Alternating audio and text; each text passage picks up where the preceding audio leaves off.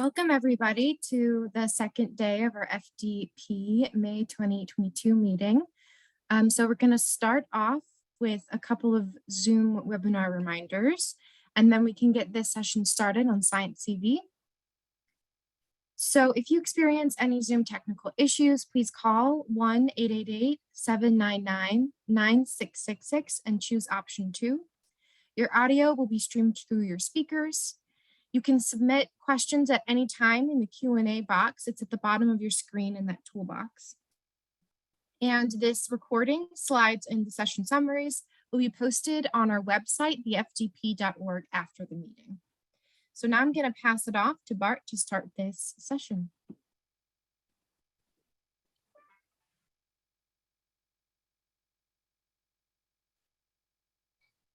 And I'll go ahead, Sarah, and introduce our speakers for today. So Bart Trewick is from the National Library of Medicine at the NIH, and he will be talking about the status of SciENcv. David Saunders is at the National Science Foundation and is co-chair with me of the Research Systems Technology Committee, and he'll be talking about usage to date of SciENcv and the fillable PDF forms at the NSF. And then I'm going to follow up at the end with best practices around ORCID and SciENcv uses and how you can get the most out of researchers using ORCID on your campus. So with that, take it away, Bart. Lori, thank you so much. I'm Bart Trewick from the National Library of Medicine, the National Center for Biotechnology Information. I've been involved with the genesis of SciENcv and running it for about 9 years now. It'll be 9 years in the fall, so it's hard to believe that it's been going on for so long. But I'm really appreciative of the opportunity to be here today to talk to you about SciENcv and some of the exciting developments that we have in store for it. So as I said, SciENcv was an interagency effort that we began in, it was late 2013, 2014 when it began to start to really take off. And what we wanted to accomplish with SciENcv was make a system that was easy to use, that would output forms that could support agencies and investigators that were applying for grants, and allow them not only to do things easier to reduce the burden on the applicant side, as well as on the agency side, so that they didn't have to try to scan documents for text. We thought there must be an easier way that we could kind of build a system that could do this. Lots of investigators already have much of this data that's already around. And we wanted to find a way that would allow them to leverage that data to quickly assemble biosketches or financial documents that were necessary for these grant applications. And finally, as I mentioned, it also helps the agency side because they're able to then track the impact of these investigators that they do eventually fund to see where the research has gone and what some of the outcomes of that research is. So SciENcv currently will output biosketches in both the NIH and NSF formats. It supports the NSF current and pending support form, as well as Department of Education IES biosketch. It's integrated with several systems, and we'll get into that. I have a URL there for SciENcv at the bottom, or you can just Google for SciENcv, and that top hit usually takes you right to our website. So SciENcv is a free application. You don't have to pay for it. Anybody is free to use it. You don't have to be a funded investigator because this is a tool that's for people that are applying for funds. So you don't have to already have funds to be able to use SciENcv. And it's actually one of several tools that's in a suite called NCBI. And I like to use this analogy sometimes to tell people what it is. You can think of NCBI as like a house and different rooms where you store things, and SciENcv is one of these rooms where it's a tool that you can make biosketches and current and pending support and other support documents. It does work. I said leveraging data was an important thing. You can pull data from bibliography. That's another tool in NCBI, but it also works with outside tools as well. So at the heart, it's to help investigators with filling out some of the forms that are required for grant applications. The Biosketches, which is a condensed version of a CD, kind of showcases an investigator's worthiness to apply for a grant and why they are the best applicant to receive funding to do particular research. And it also helps to fill out some of the financial forms that the agencies require as part of these application documents. And you can kind of think of it, you know, we've just gotten out of tax season. Think of it, SciENcv is somewhat like TurboTax for filling out these forms. When you have to do your taxes, if you use one of these applications like TurboTax or Pre-Tax USA, you know that you're able to go in. It has this really nice interface. You can fill things out. It keeps track of things for you. It knows to add certain things together, to put it out in a PDF in a certain format. And SciENcv is similar in that way because it is a tool that helps to fill out many of these forms. In TurboTax, if you come back the next year to fill out your next year's taxes, you can often pull data from your older tax returns to put together your new one. In SciENcv, you can also do that. You can also access all of the biosketches that you've created in the system to fill it out and make things a lot easier for you.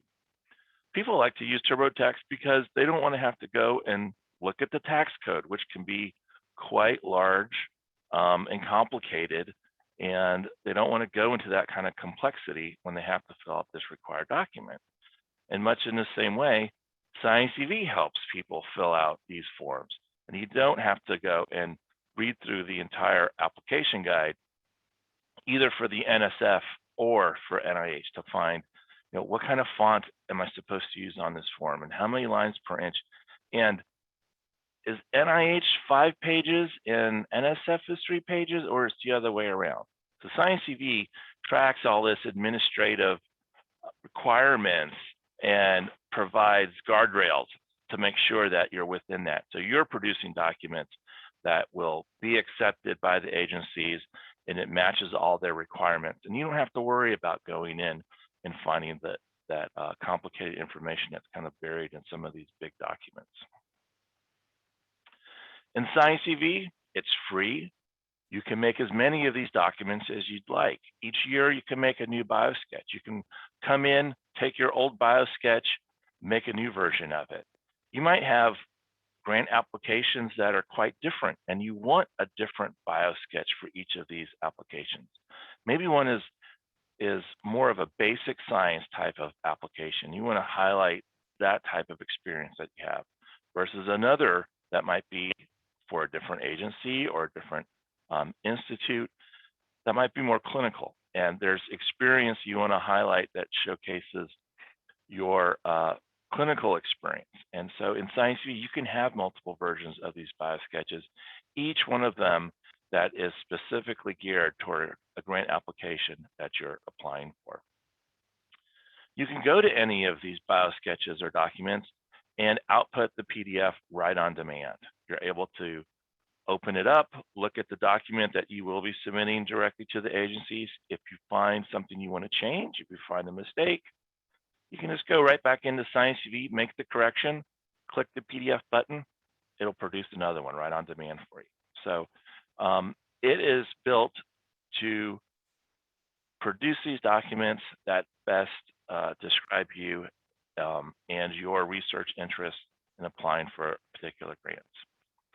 And finally, you can have a delegate manage your account. So if you typically work with a professional that manages the current and pending support document, or maybe there's somebody in your department that will help investigators put their biosketches together, that delegate can come into your house, into your account, set up the document for you. You're able to review it anytime. You can grant and revoke delegation privileges at any time. But this is another feature that helps to adjust to the current workflows that investigators often have when they're applying for grants. Another feature of SciENcv is that it has a common data model. And what that means is that behind the scenes, when you're filling out the biosketch or the financial documents, we have structured data that captures all of this information.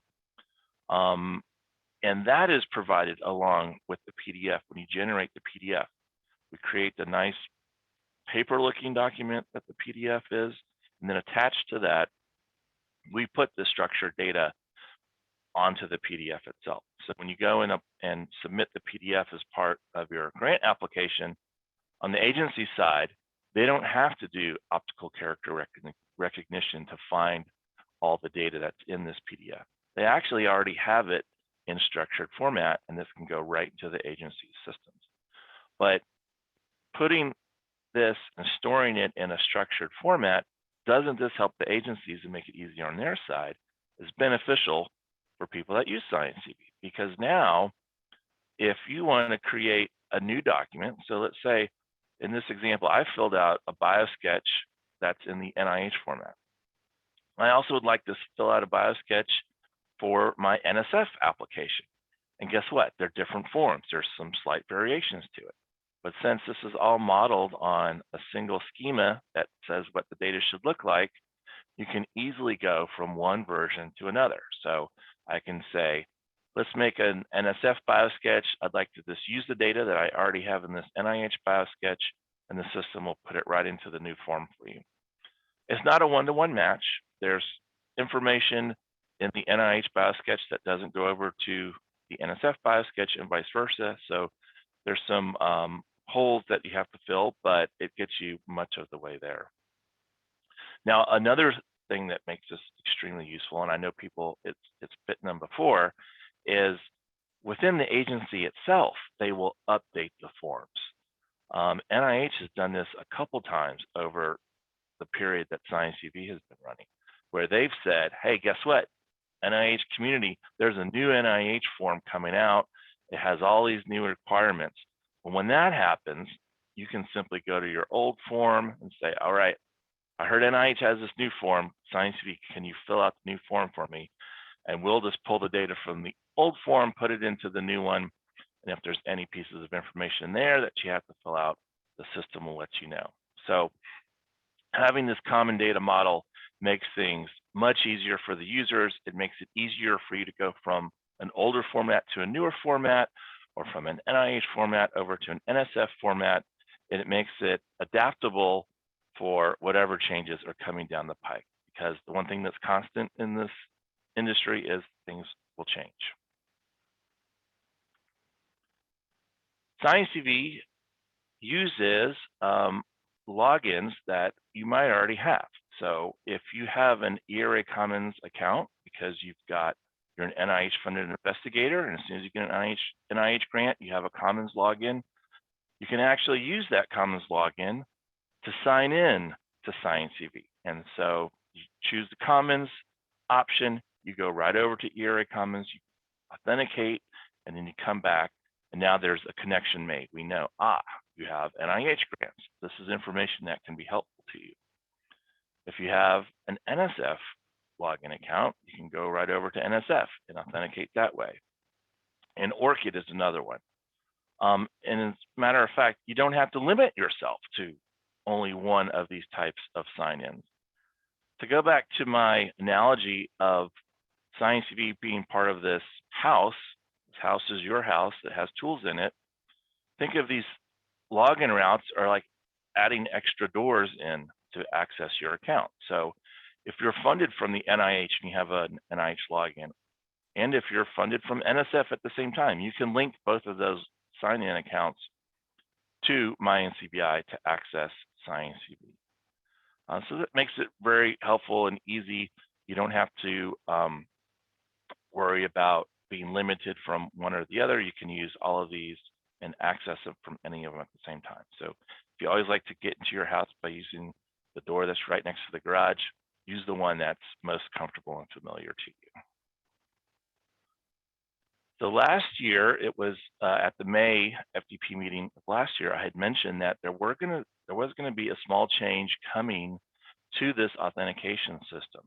And now it's almost upon us, because in June of 2022, we are going to be retiring NCBI accounts. An NCBI account, we sometimes refer to them as local authentication accounts, is if you've set up a MyNCBI account using a username and password that you've established with us, that is going to be retired. The good news, though, is that there are over 4,000 different sign-in possibilities that you can use to access your account. So one of those 4,000 plus routes is going to be going away. All right, so what does this mean for you, and what do you have to do if you have one of these local MyNCBI accounts? Well, there's a few options here. If the MyNCBI username and password is the only way that you have to access your MyNCBI account, that's going to be retired next month, and you'll need to add a new login method. It can be any one of those 4,000 sign-in routes that I had mentioned previously. If you already have a mix, if you have a MyNCBI username and password, but you've also added on an ORCID account, or you've linked a Google account to access it, things are a lot easier, because now the only thing that's going to happen is that MyNCBI sign-in option is going to go away, but all the other routes that you have are going to remain.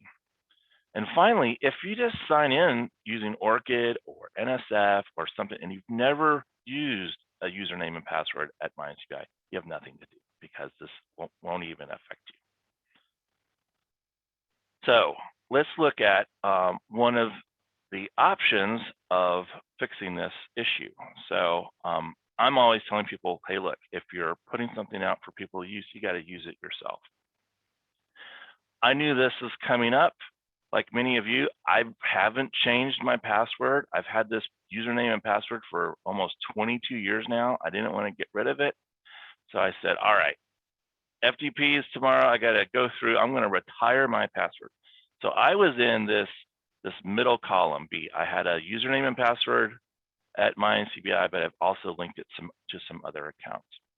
So if you have one of these local username and passwords, we've made a wizard to help you through the process. And yesterday, I'm like, I'm going to do it. I'm going to be talking to everybody at the FDP tomorrow. I got to tell them that it's easy to use by actually having tried it myself. So if you have an account that needs to have the password retired, you're going to be seeing a pop-up whenever you come to an NCBI webpage. It might be you're looking at something on PubMed. If you're signed in, it will put this, you need to retire your password pop-up. If you click on that, in my case, I had some other accounts already linked to my NCBI, and the system said, we see that you already have an NIH and a Google account that are linked to it. And what we want to do is make sure that you can access your account through one of these ways before we retire the password. So I said, all right, well, I'll just pick the first one on the list. Let's test it with my NIH account. I sent me to the NIH login. I was able to sign in, and then they said, guess what? You're all done. We've just retired your password. You still have these two different options to log in. If I want to add in any of these other 4,000 pathways in the future, I'm free to do so. I can link an ORCID account to there, but we're all set. And this process only took 2 or 3 minutes. So if you fall into this case where you have a local password that needs to get retired, we have a wizard that makes it nice and easy and should be not very painful for you. I have a link here. There's a blog post that we had put that kind of gives an FAQ for many questions that you might have. You can refer to that, or you can reach out to our help desk if you have any problems, and our staff will be more than happy to get you straight. Hey, Bart, there's a question about login.gov. The question is, will it ever be used? And how it would work with if an investigator has both ERA Commons and NSF accounts? Okay, fantastic. That's a really great question.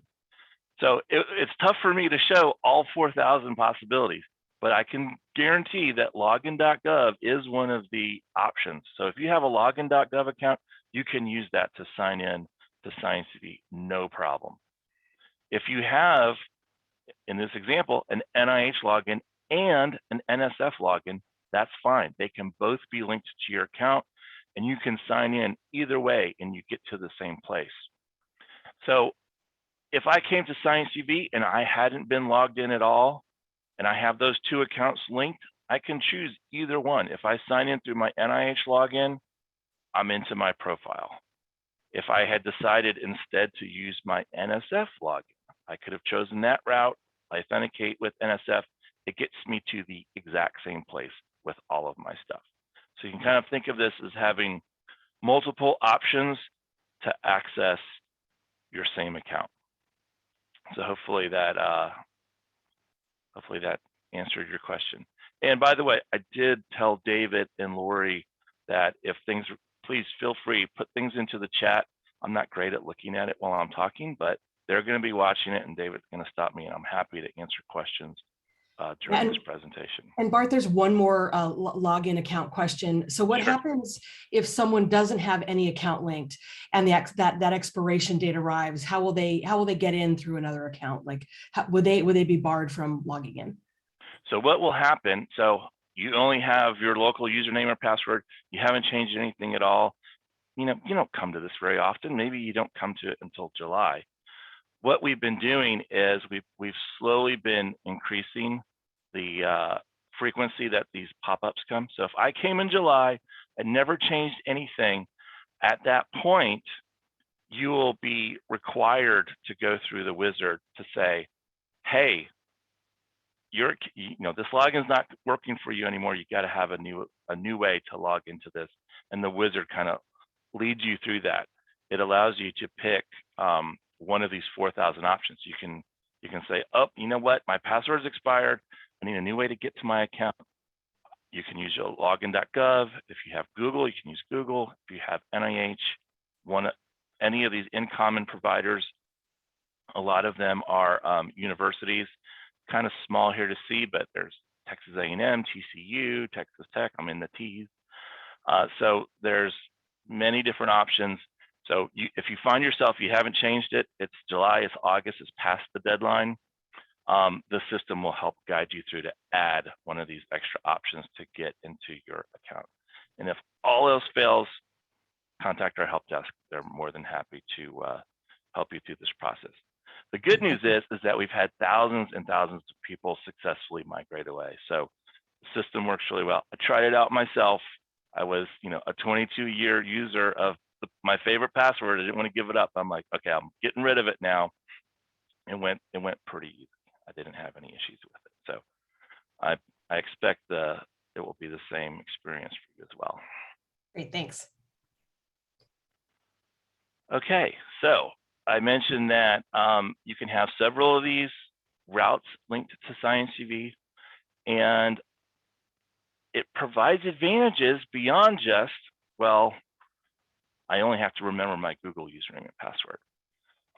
For some of these routes, such as ERA Commons or research.gov or ORCID, you might have data that is part of that. So if you've set up an ORCID profile, you have citations located there. You might have listed grants. You have an ORCID ID. All of this information, when you link these information sources to SciENcv, can be leveraged to fill out the biosketch. And it doesn't just go into the biosketch and it's just there and nothing happens. We use this as much as we can. So if you have a grant that's been linked to a citation, that goes over into PubMed, if it's a PubMed record, which would go out to Reporter, which is NIH's grant database, where you can see all of the outcomes of grants, et cetera. So this information goes within our systems and populates and informs many other systems. When you link an ORCID record, if it has a DOI or other IDs, when you add it to your biosketch, we pull all that into the citation itself. And there, I showed you an example of the structured data that's kind of behind the scenes. Sometimes there's more information in there than you're able to display on the PDF itself. And so we make this as rich and as complete as we possibly can, because this data really helps downstream when you have reviewers looking at your biosketch. So let's take a look at how the biosketch works in SciENcv. As I said, it's kind of, think of it like TurboTax or Free Tax USA. It's an easy way to fill out these forms. And whether you're filling out the NIH Biosketch or the NSF Biosketch, you kind of have the nice same interface that you're familiar with it. So if you fill out one type of form, you can easily fill out the other. If you have an ORCID account linked or an ERA Commons or one of these other accounts that has information behind it, you can use that to pre-populate a biosketch. So if I had an ORCID profile here, you can see I have an ORCID on the left, and I'm ready to fill out an NIH biosketch. I can tell the system, hey, I've linked my ORCID account, you know about that. Use that information to make a biosketch for me. And SciENcv will go out, it will call ORCID, it will pull out the information that's in your profile, and it'll put it into the form. Once it goes into a biosketch, that data that's pulled into it, it's static at that point. It's yours. You are free to go in and make any changes that you need to do. If you want to, this isn't relevant, you can take that information off. If you want to change something, if your institution came over, it was in all caps, you want to fix that, it's completely editable by you. So data that comes in to one of these forms, it's static, is completely owned by you. You can change it in any way that you wish. And you might think of an ORCID account as kind of a profile. It's like, this is me all the time as I go through time. And a biosketch really is more of a snapshot. And that's why in SciENcv, you can have many of them. You want to make a snapshot of yourself that goes for a particular grant application. 2 years from now, it might be quite different. You have many different, a much different list of citations that you want to highlight. You want to show your very latest work. So it's fine. In SciENcv, come, you're ready for a new biosketch, just make a new one. Copy it over from an old biosketch if you want, change whatever you want. It's a tool that is for you to best represent yourself on these grant applications. So I have a question about that, Bart. You've mentioned several times how you can store multiple versions for the sponsors forms that are supported in SciENcv. But is there at any point where agencies have access to that those unsupported forms or the data inside of them? SciENcv does not currently provide access to these forms that you have in your account to the agencies. So think of it, these are like working drafts. You can have whatever you want. It's not helpful for the agency to come in and look at all of these pieces of paper that you might have in your SciENcv account. They're only seeing whenever you make the PDF, it downloads onto your computer, and then you submit that as part of the grant application. Because at that point, you've been working on a document, you've been improving on it and editing it. Once you've decided you've downloaded, it's the final version that you're ready to send. That's what you are putting into the application process. That's when the agency themselves get that data. It's the PDF along with the structured data that goes in as part of the grant application process. So don't worry that, I have a scratch pad and I didn't have it quite finished, and they're not looking at that. They're looking at the document that you've downloaded and you've decided is the final version. I'm ready to send it into this grant application. That's what they're looking at. They're getting the data directly through that process. Thanks, Bart. Okay, so we've looked at pulling things in and you can edit it. If you've linked your ORCID account, there's many citations in there. We allow you to choose which citations that you want to include onto the biosketch. My bibliography is a tool that's part of my NCBI. You might have citations in there. You can pick from either of these lists and add it in to SciENcv. Now, ORCID is really a great tool to use because ORCID has partnered with many different citation databases. In SciENcv itself, we have a bibliography tool that works with PubMed. It's great if you're a life scientist and you publish a lot in PubMed. But if you're not a life scientist, you publish in many different types of field that PubMed doesn't capture. PubMed is mainly life sciences. And if you're publishing in physical sciences and other types of sciences, ORCID might be a very great route for you to use, because ORCID works with Crossref and DataCite and many other different citation databases. So in ORCID, you can use that service to interact where your publications might be, to pull it into your ORCID record. And then once you have it in ORCID, it can be used in SciENcv. So ORCID is really a great tool. We don't have the resources at SciENcv to go out and work with all of these different citation databases, but ORCID has done that work. And setting up a free ORCID account is really a time saver if you're publishing in a non-life science type journal. Yeah, and there was another question in the Q&A, Bart, that I answered, but I'll go ahead and call it out here. There was a question about whether or not an institution needed to be a paid member of ORCID in order to do that. And no, the answer to that is no. The ORCID ID itself is free, and if a researcher has an ORCID record that they're linking up with SciENcv, that's at no cost to them. Great, thanks, Lori. I appreciate having a team behind me that are picking up the slack.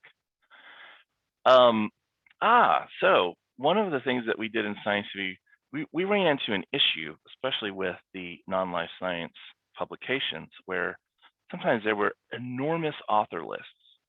And there was an issue where you could have a paper with 100-200 different co-authors on it. You just pull one or two of these into a biosketch and suddenly you're over the page limit, and it was causing problems. So since we have SciENcv based on this structured data, we came up with a way to address this. And if you pull in a citation from ORCID that has 200, 300, 400 co-authors on it, and you want to shorten that down, you can go into SciENcv, you can edit the author list according to whatever, have et al at the end of it, 3 authors on there, make sure your name is on there, fix it however you'd like. And then this helps to prevent running over because you were a co-author on a couple papers that had hundreds of authors that kicked you over the page limit. When this information goes over to the agencies, even though you've edited down the citation list to only have 2 or 3 authors, in that structured data, we keep the entire author list because there is no page limit for the structured data. So this is really a great solution, shows the power of having this structured data. You could make the paper form conform to the 3-page limit, 5-page limit for NIH, but still all of the data still got to the agency. So it was a win-win for both sides with that. So there's a question, Bart, about that. So the long citation and the page limit, does that only work in the NSF Biosketch, or does it work in both? It works in both. It works in NIH and NSF. So you can do it for citation that would appear in either of those. And there was one more question about, they say, they understand that you can't have hyperlinks in the citation sections of the personal statement and the contributions to science. Is the only way to get rid of those is to remove them in the PDF form? I think that we have disabled that in the PDF form, but if I'm wrong about that, let me know. We try to stay on top of that. I think what the actual language was that you could only have hyperlinks to .gov URLs. So that might be the case. I can't remember if it was one way or the other, but this is a known issue, and I think we did remove the hyperlinks. I'm showing a document right here that looks like it has hyperlinks in it right now, and this might have actually been an older screen capture, but thanks for pointing that out. All right, any other questions about the Biosketch? I really appreciate having these come in. It's much nicer having a dialogue like this. If not, I will move on to current and pending support.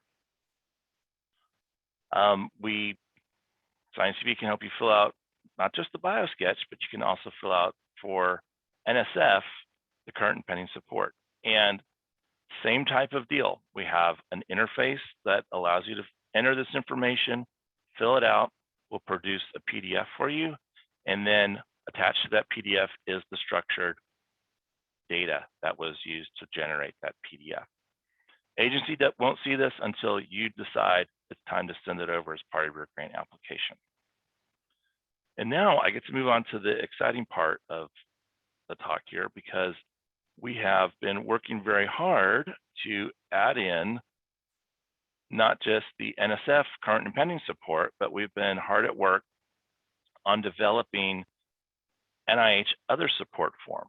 And it's not just the NIH form, it's a brand new interface that over the next year, we're going to be updating all of our forms to this.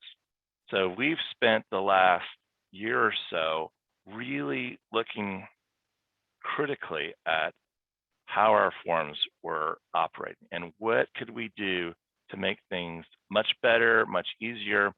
One thing you might notice at looking at this NIH versus the NSF, it has a cleaner look to it.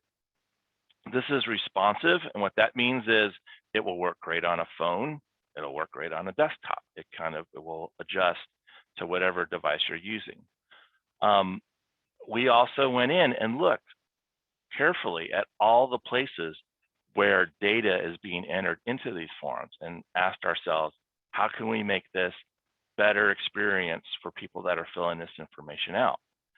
So in the new form that we are preparing now for the NIH other support, we've added in date pickers. So if you have to enter in a date, you can see what format's being requested there, MM/YYY. You can type it in directly, but there's also a little calendar, that's a date picker. You can pick by clicking on the month and the year, and the system will fill it out for you. That makes it easier. You can see a field down here, person months. You can type in the person months. There's a little incrementer, so you can increment it up or down.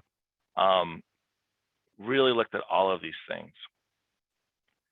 Tried to make each field as clear as possible, so you can still see the information being requested.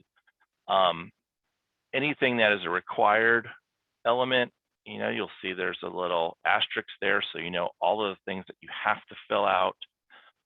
Oh, the award amount. I love this one. In the old format, if you go fill out the NSF one now, if you type in commas and things, the system will get upset about it. In the new system that we're preparing, it automatically puts all the commas in for you. So it doesn't have a problem with that. It adjusts to it. It makes it easy to read. If you have a section, so in this section here is the statement of potential overlap. It's free text. You can enter in the text there. We have a character counter, so you know how much text you're able to enter into that field. I believe it's 1,000 characters or so. And so as you're typing, it lets you know how much room you have left. So these are all things that we've been looking at to make these forms better. This is the NIH other support form that we hope to have released sometime this summer, perhaps. But this nice updated interface, we want to eventually roll out to all of our forms so they can all benefit from it. So you'll see it in the NSF current and pending support. You'll see it in the Biosketch form. So we're going to be modernizing all of those forms and making them easier. And it wasn't just us looking at it. One thing that has been critical for us to make this better is we've been working with members of the community. So Lori, I want to thank you and Ron. They put the word out for, hey, SciENcv is looking for investigators to do some usability tests. We've done that. That's been extremely helpful. We've gotten back great feedback from real life investigators that have made time to sit down with us to use this form so we could watch and see like what is easy for them, what are they having trouble with, what is something unexpected, what's a bug that we can just squash before we release this to everyone. We've gotten fantastic feedback about the forms. We've gotten feedback not just applicable to the form, but confusion about the policy. Like, I don't understand what NIH is asking with this question. That goes right up to NIH, so we get we've gotten really great intelligence back from members of the scientific community by sitting down and using this. Sometimes they tell us things that we might know, like, this might be a good addition, but then actually hearing it from PIs that come in and use the system, it validates what you might think. So one of the pieces of information we got that we had already been thinking about, we heard it from multiple people. They said, you're asking me to fill out all this grant information, and for my NIH grants, you already have this information. Is there a way I could just pull these grants in, and they'd say, look, go look at NIH Reporter. You can find all the information right there. It's absolutely true. So by getting this feedback, by having these investigators work with us, we are looking right now at how can we map all of this data that NIH already has and make a nice, easy interface for an investigator that might have NIH grants and wants to include them on these support documents, say, add this grant, and this grant, and then have it all pull the information out from Reporter and pre-populate that. So it's really been fantastic working and hearing about how to make these things better. So how can you help to make things better? So I put down 3 different ways. One is you'll see surveys coming up shortly. So if you're working in SciENcv, we might ask you to fill out a quick survey to let us know how your experience is. What are some things that we can do to make it better? We offer workshops where, keep your eyes out for that, where we'll have one of our staff members do a session that really kind of shows you exactly how to fill things out and how to download files, etc. Much more of a hands-on thing. Those are really great.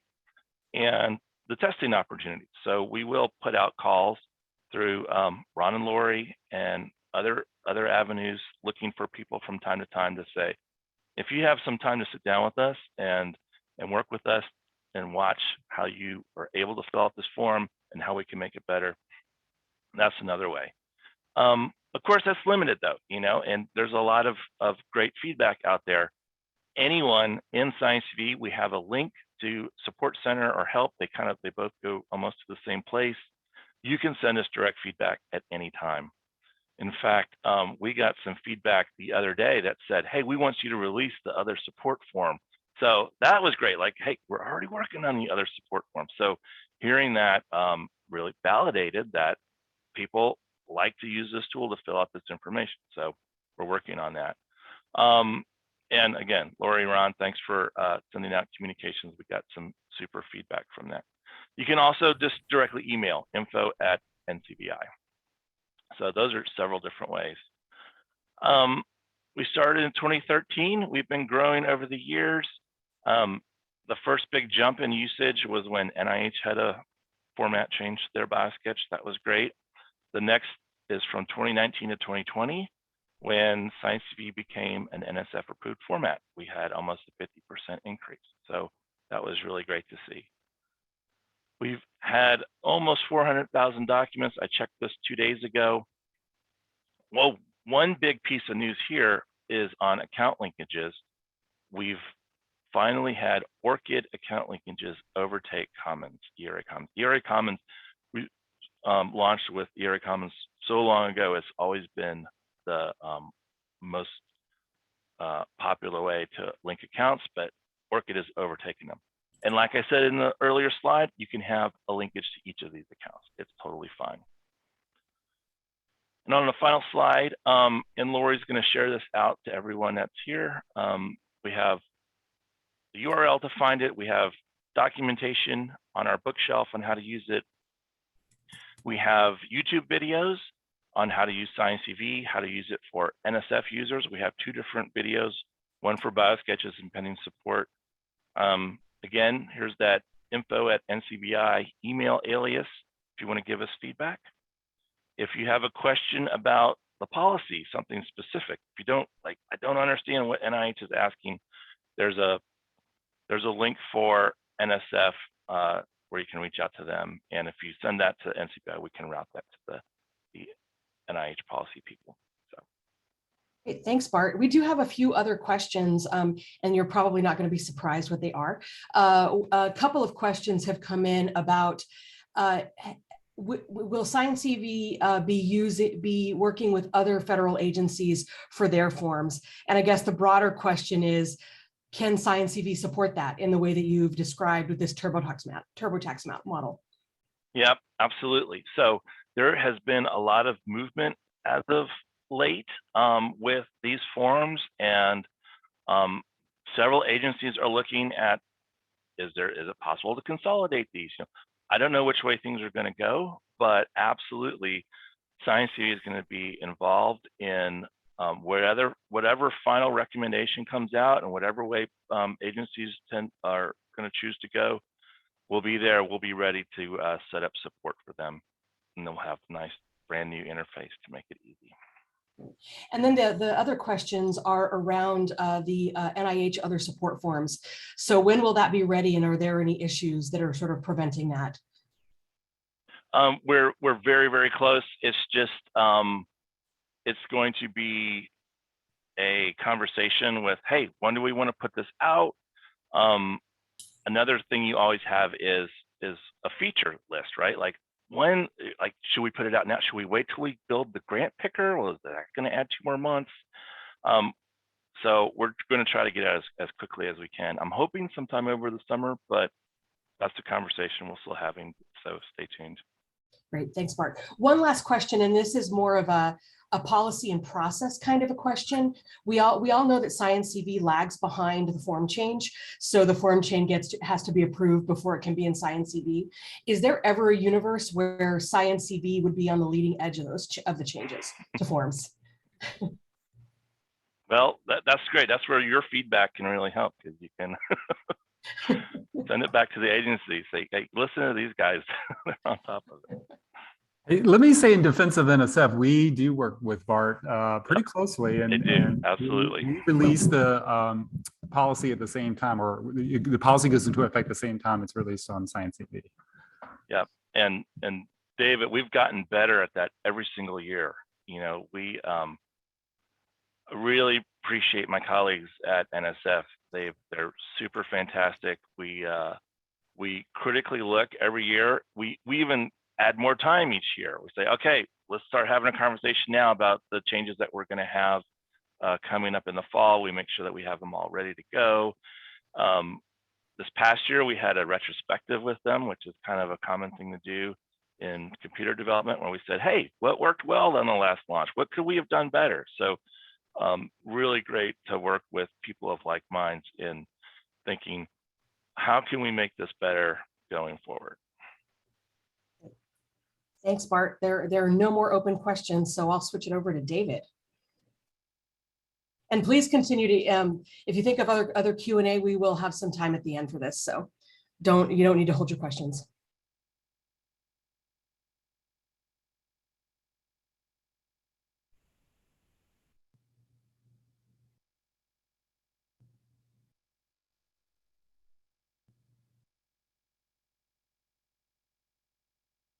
Still on mute.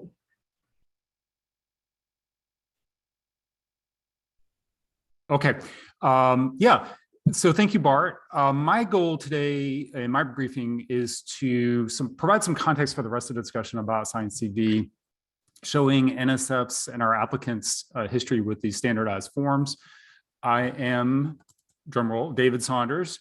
I'm an IT program manager at NSF and responsible for guiding NSF's investments in our merit review systems, and specifically am responsible for Fastlane and research.gov. So a little history. When the Research Security Initiative began, NSF realized that our biographical sketches and current pending support reporting really required more vigor and sort of the guardrails that Bart mentioned before. And so we developed standardized formats for those 2 documents, and those were published in May of 2020. And this has become relevant in a second, you'll see why. So based in large part, I should say, on input from FDP, NSF chose to invest heavily in SciENcv as part of our delivery of those formats. And in October 2020, those formats became required and were enforced by the system by both Fastlane and research.gov. And NSPM-33 imposes some new requirements. Many of you are aware of that. Imposes new requirements on the agencies, including NSF, and we expect to implement those via SciENcv. And in fact, we are going to kick that off with Bart and crew tomorrow. So we're looking forward. Yeah, we've had, like Bart mentioned, we've had a great working relationship with SciENcv.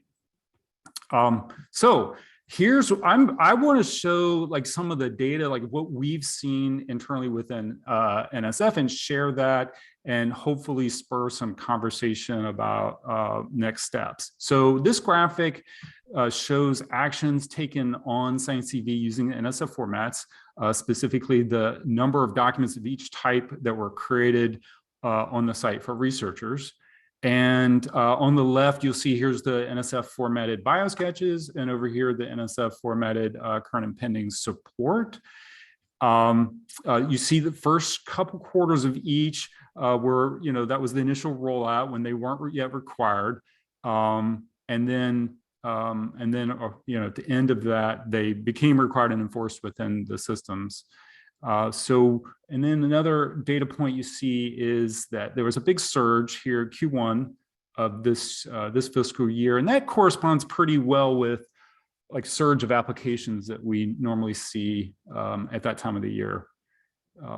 Yeah, another interesting data point, and I'd love to know why. Like there's about 50% more biosketches than current and pending supports. And this is the NSF format, and they're both required at the same time. So that's kind of a mystery.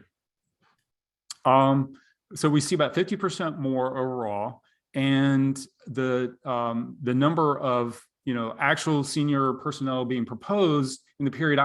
This is an estimate, but it was about maybe 250,000 in this period, and you can see that it wasn't. Even the biosketches wasn't, that number is much larger. So that's, I hope, interesting data. So this next slide is, the next metric is we can see the results of some random sampling from proposal submissions.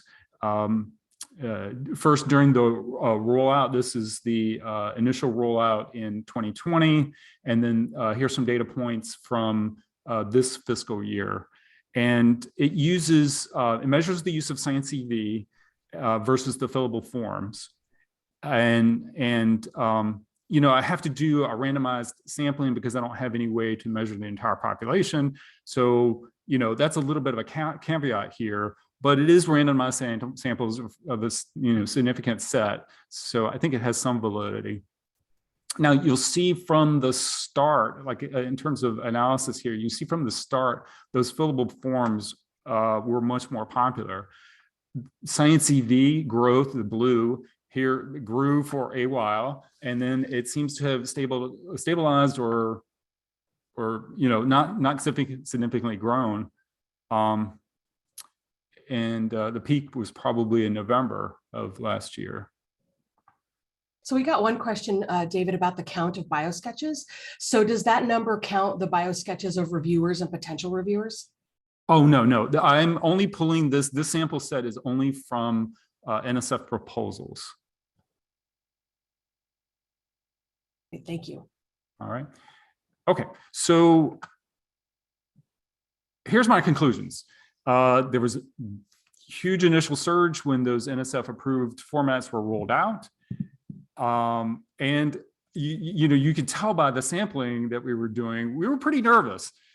At least I was. Like, how is this going to pull off when it starts becoming enforced by the systems? Well, the applicants, the researchers, PIs, co-PIs mostly, they did adapt. They adapted quickly when it became enforced. And in terms of production support, it really wasn't there. We had a few issues, particularly with the fillable forms, but really, people just got over it. They were able to do it, and this is sort of the saving grace. It did go reasonably well. Another point is that SciENcv is more popular with the biosketches than for current pending supports, even though there were, like I mentioned, there were some early issues with those fillable current pendings. They were, massive size, they were unwieldy, several issues like that, but yet people still were using the fillables over the SciENcv, which we have a hard time understanding, and then, like I mentioned before, SciENcv uptake has flattened and has a long way to go before full adoption. So I guess my conclusion of the conclusion is that anything you all can do to help researchers with this transition will pay off tremendously for them and also for the research community as a whole as agencies adopt SciENcv. Okay, those are my points. And so let me throw it back over to Lori. Great, thank you. Thanks so much, David. And where David just left at is, what we can do to sort of push from the awardee side to make SciENcv successful. I've put together a few slides to talk about that, like where we can go with ORCID, where we can go with SciENcv. Let's get the slideshow saved. All right. Hopefully you guys can see that. All right, so what we can do is FDP institutional members.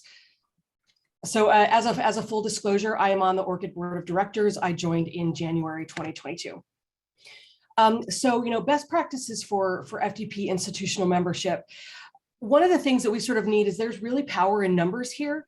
If we create a network of ORCID and SciENcv users who are using SciENcv for NSF and NIH forms and for the Department of Ed IES forms and any other agency forms that come along the way, there's a lot of power in numbers. If we're using it, it will improve based on our feedback, as Bart and David have articulated. So us using it matters quite a bit. If our institutions can support researchers in getting their free ORCID ID, this makes the creation of SciENcv forms a lot easier by populating that information that is in a researcher's ORCID record. And then we need to encourage researcher allowance of sharing and writing to ORCID records.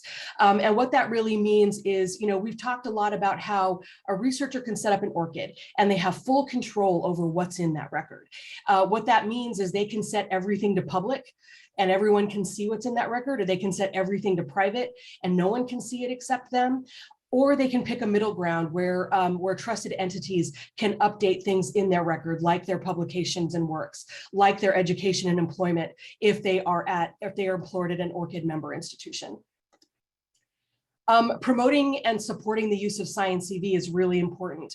I mean, right now, the edits that we have seen to the upcoming NSF PAP guide certainly help us in that end, give us as institutional awardees a direction for helping with training around SciENcv and making sure our pre-award staff understand how to use it so that we can support faculty.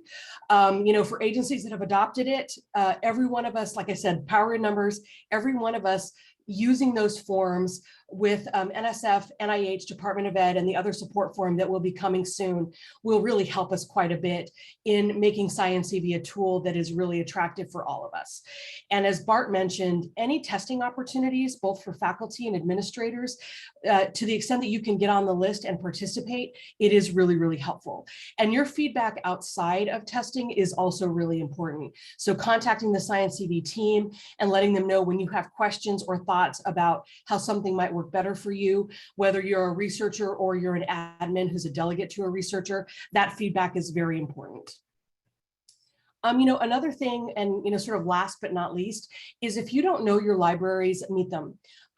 If your institution, and about half of FDP member organizations are already ORCID members, if you are at a school with an ORCID membership, your libraries is probably the one that holds the membership, and they will have a lot of advice about ORCID use, how they are using ORCID today, that you may not even be aware of as a research administrator. So it's an important connection to make on your campus, especially as things with NSPM-33 evolve and the data that is being used to uncover collaborations is expanding beyond what as research administrators we're used to seeing, proposal information, award information, and more into the library realm where they're seeing bibliometric data and the data about scholarly works.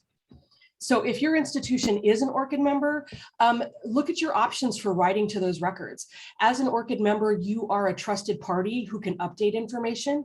That includes employment, and there is a distinct difference in the record to sort of the verification and certification process of in my own ORCID record, of me saying what my role and title is at the U of A and the start and end date to that, versus my institutional HR system writing that record in and knowing the source comes from the University of Arizona and not from Lori Schultz. I included a couple of links that folks can look at to see how some of this works. There is an integration guide on the ORCID site for systems integration. And there's also something called the affiliation manager, which allows for CSV upload for ORCID members. So take a look at those things and see how your institution as an ORCID member might be able to do some of these things to make that data better, to integrate it with SciENcv and satisfy the coming requirements that we don't even know yet from the OSTP guidance that was released in January. With that, my part is done, and we do have some time for Q&A. Before we do that, I will reference that the next session for FDP is at 1 p.m. Eastern. It's the National Academies of Science, Engineering, and Medicine orientation with the NAS Chief Program Officer, Greg Sines, and John Hildebrand, who is a faculty member at my institution, the U of A, and also the NAS Foreign Secretary. With that, I will stop sharing, and we will take Q&A in for as long as you guys have them. Thanks.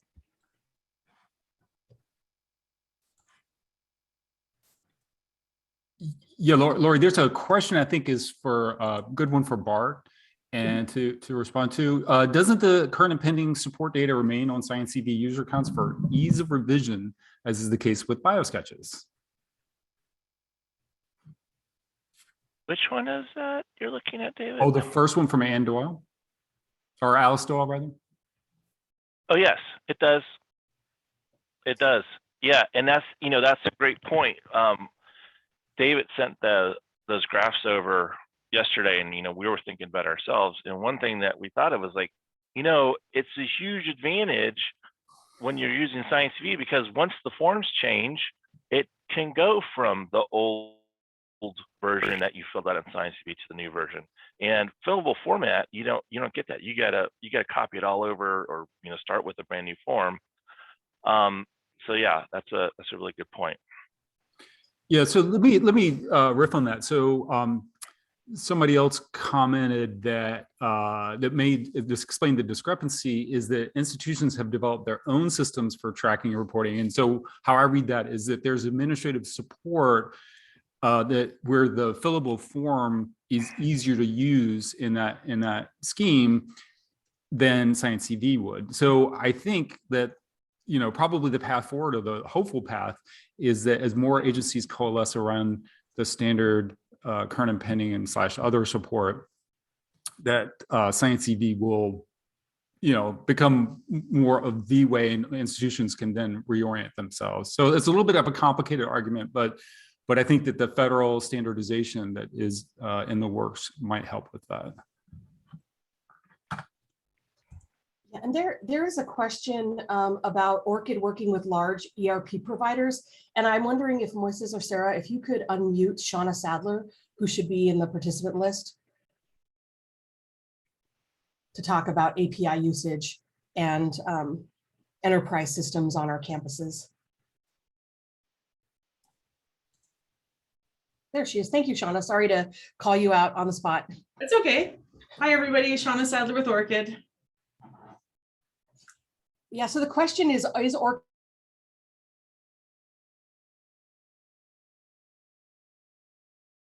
working with large? I see. So yes. So what we do is we work with lots of different platform providers, vendors that are throughout the scholarly research ecosystem. So publishers, funding agencies, and all of the different platforms that they use just to help with integrations. We also do custom integrations. So there's lots of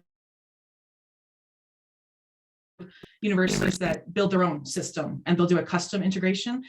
So what happens? So what's a good example? Pure, Elsevier Pure or symplectic elements. Those are really popular systems at universities to manage research data at your university.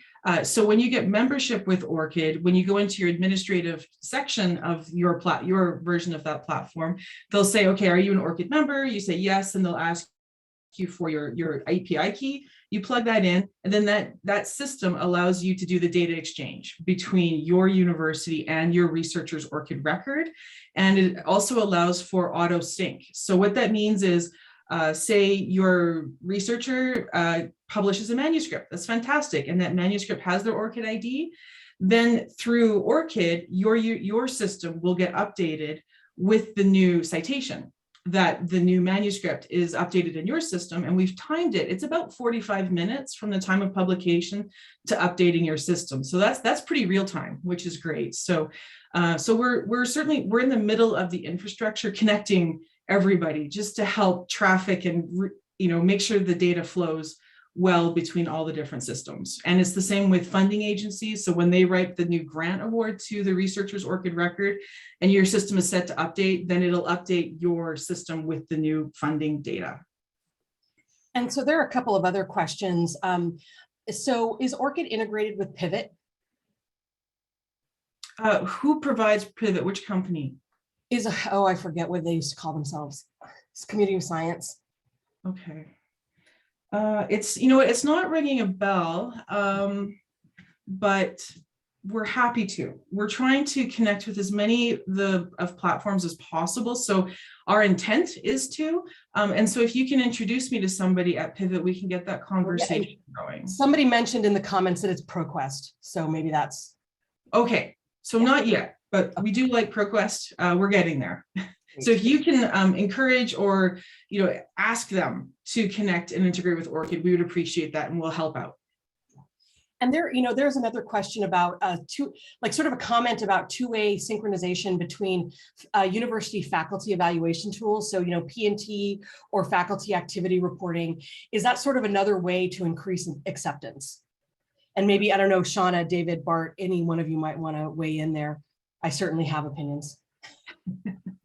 I certainly think so. I know some universities do require an ORCID ID for their researchers, and as a way of enforcing that, require them to report it in their annual reports. And so through that system is how they manage that policy. It's up to the university. ORCID, we don't have a position on that, but we have seen systems that support the faculty assessment connected to ORCID, and so we're positioned. Bart or David, do you have thoughts on that? Yeah, I don't have any further to add from your response, Shauna. Yeah, I do think it's one of the ways that we increase usage of ORCID and then SciENcv down the road, if people already have those tools in place. As my institution is an ORCID member, and we do have ORCID integrated with our what we call UA Vitae, which is Interfolio for faculty activity reporting and P&T, and ORCID is part of it. And we're using ORCID to populate that system, and we're also using that data for other systems we've built on campus to express faculty output and productivity. So it's definitely something that very much works. Let's see, I think one more. I know now that we've got you, Shauna, there are tons of ORCID questions. Okay. Is ORCID integrated with academic analytics? No, that's a different beast altogether, isn't it? It is in a lot of ways, yeah. Yeah, no, we're in a different sphere than them, different intent. So, no. Or Shauna put in a link for ORCID enabled systems, so I will copy that in the chat as well, so folks have it. And I think that is all we have right now for ORCID. There's one at the top from Stephanie Scott I'll quickly address.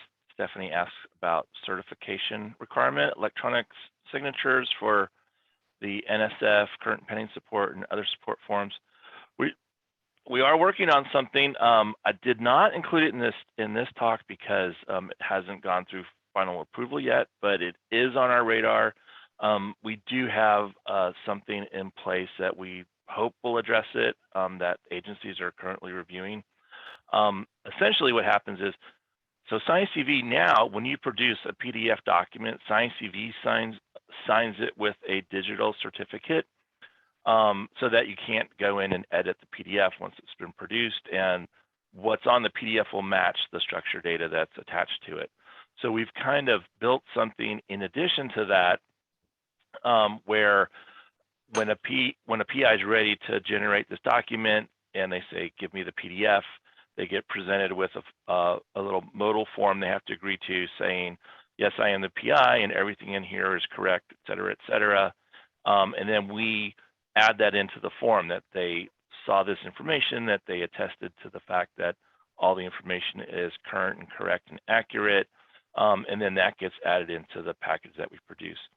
If any changes want to be made, you can't do it once the PDF is done. So you just go back and edit the form in SciENcv and just click PDF again, and you get the same modal, yes, this is all true, and then that gets added into the brand new form that's been produced. So the good news is it's quick, it's easy, you don't have to have a separate software system or some type of digital signature that's actually signing these documents, but it all happens within SciENcv itself. So still under consideration by agencies, but hopefully we have a nice, easy solution for that.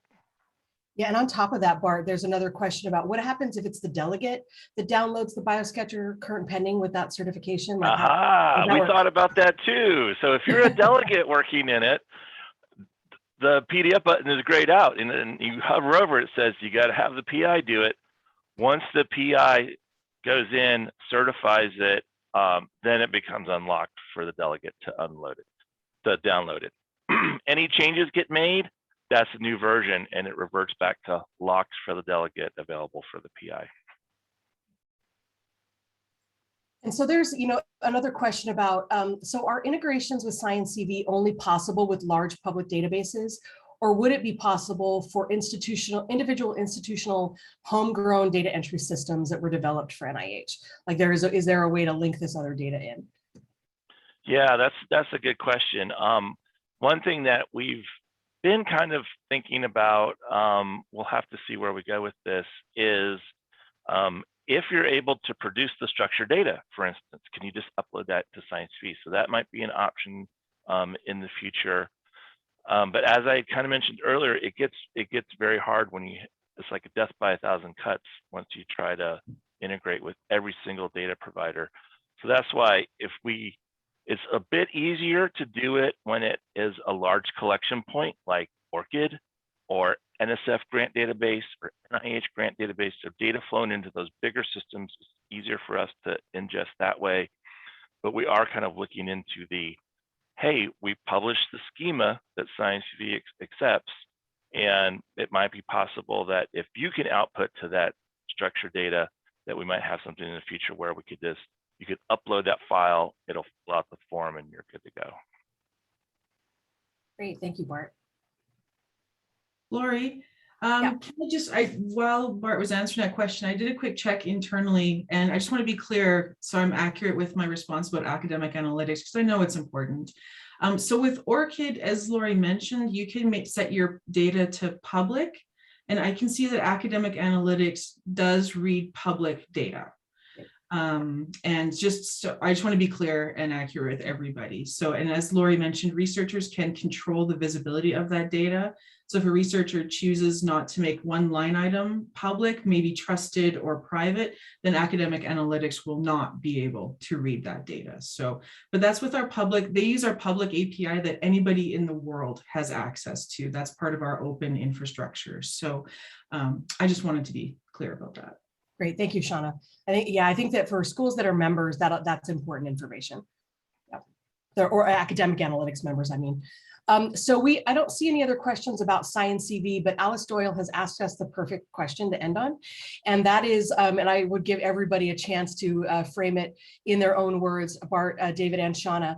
What is your elevator pitch on the advantage of ORCID versus just creating SciENcv from scratch?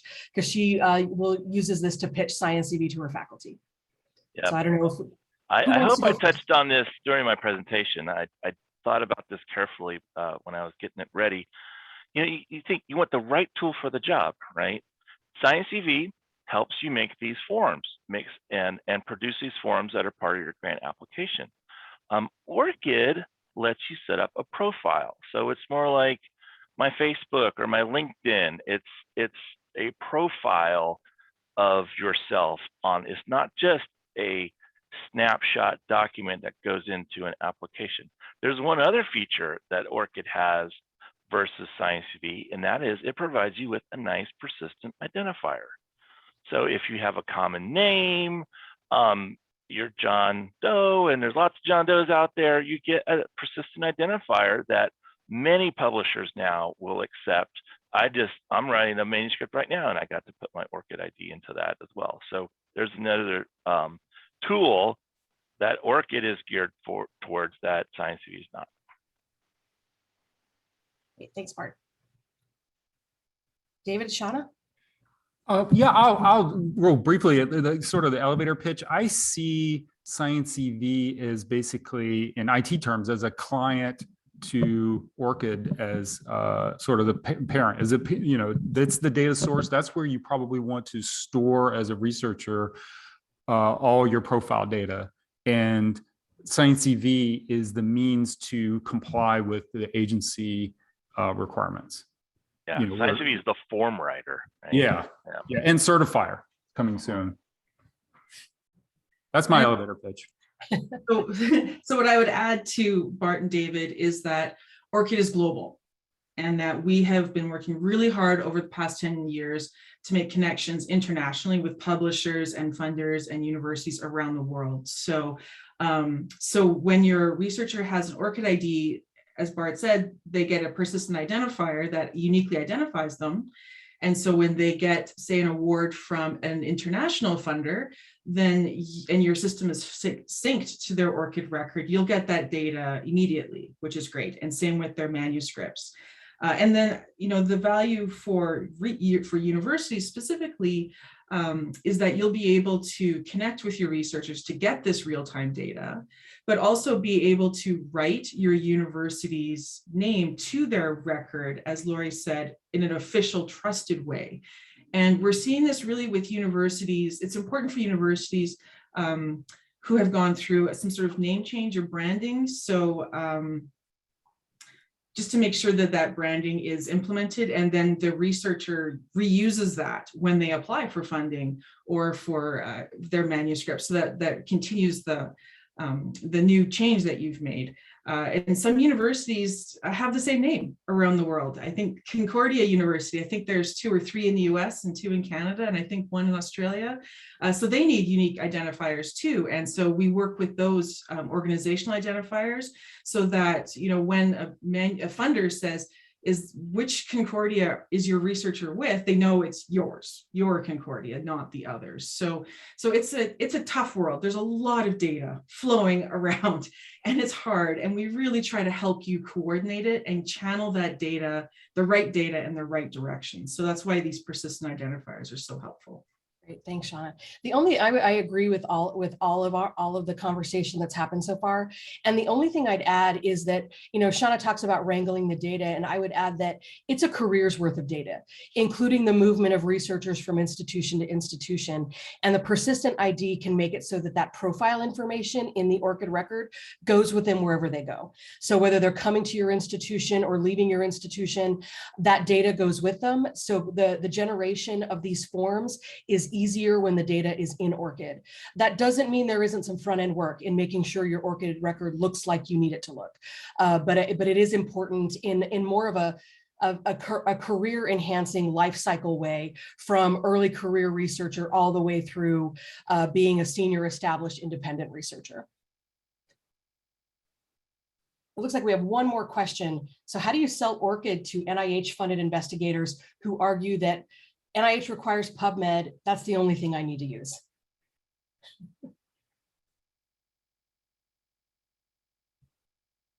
Ooh, Bart, I'm looking at you. What do you think? You could have, when you publish, you get your ORCID ID, you send it to the publisher, you can search PubMed Central with those identifiers and pull up everything with that one query. That's one advantage. I do like that NIH investigators are very cognizant that to comply with public access policy, you have to have things archived in PubMed Central.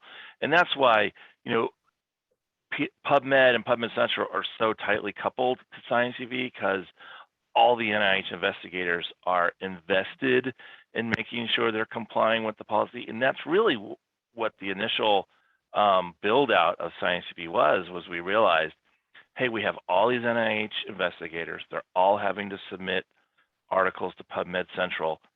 They've got a lot of data here. How can we use this data to make their lives easier in some other aspect? And that's kind of part of the genesis of SciENcv, was that. Great, thank you, Bart. And thank you, Shauna, for coming in with no notice at all. Anytime. We don't have any more questions. So with that, I think we can close the session. As I mentioned before, the next FDP session is at 1 p.m. Eastern. It's the NAS orientation with Greg Symes and John Hildebrand. The recording and materials will be available for this session, and all the other FDP sessions will be available on the FDP website once the FDP meeting is finished this week. I believe they post them all in the following week. And please feel free to reach out to any of us if you have questions beyond this session, and have a great day.